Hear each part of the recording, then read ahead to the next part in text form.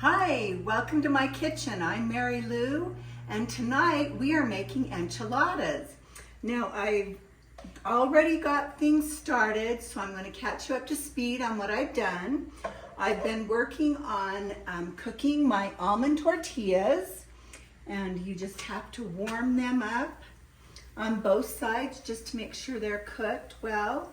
And then I have started with my my beef. I actually use bison, ground bison, and I've got my garlic in there and my onions cut up, and then I did a few spices, onion powder and garlic powder and a little bit of salt. Let me flip these over, and then I've already cooked all of the others, so these are my last two enchiladas. You don't want to get those two done because you want to be able to roll them up. So those are done now.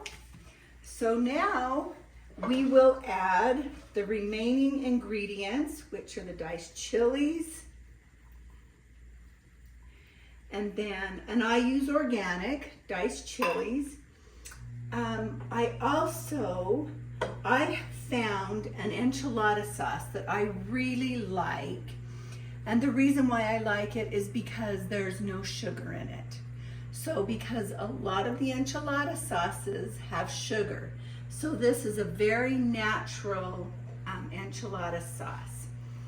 And you're going to add some of the enchilada sauce, and I actually do mild sauce, and then I actually add a little bit of coconut milk, and the reason why I do is because it calms down the spicy.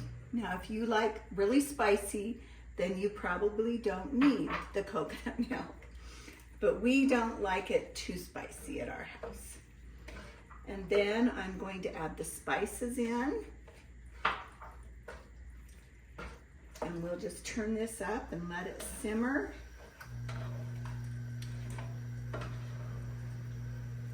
Stir that all in.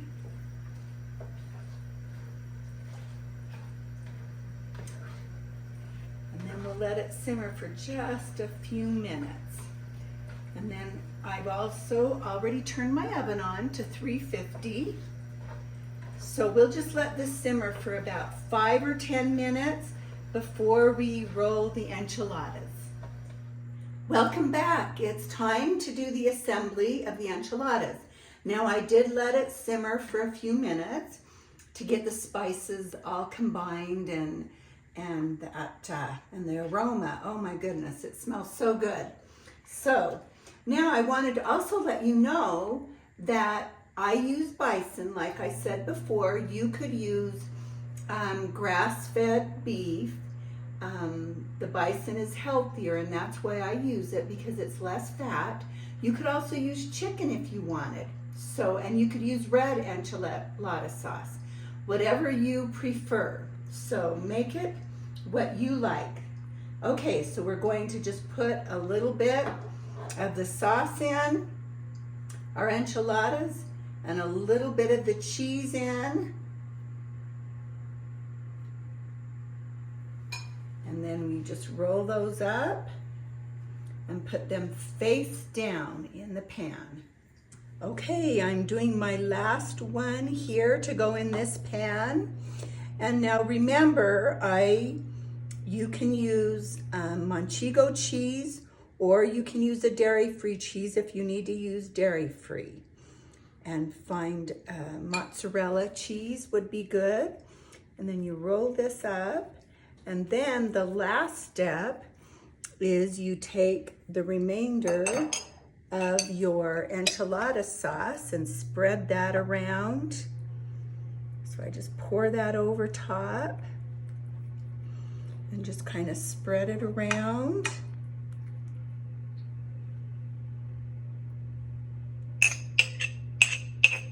Get a little bit more.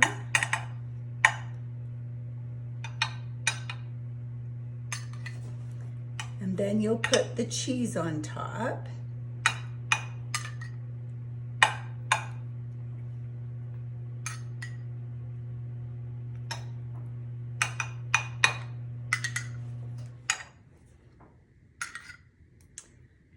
Okay.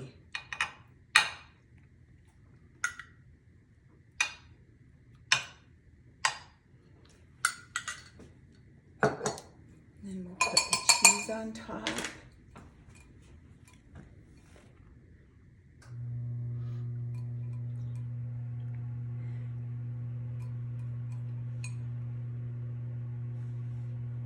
And then if you would like, I usually make guacamole while they're in cooking because we like to eat ours with a little bit of lettuce and tomatoes and some guacamole. So just whatever you prefer to do and what your family likes. Okay, these are ready to go in the oven. Welcome back. You can hear our buzzer, so that means dinner is ready. Let's take it out of the oven. Oh, that smells delicious. And you can see that it's all nice and bubbly and browned. So we will top it with a few tomatoes.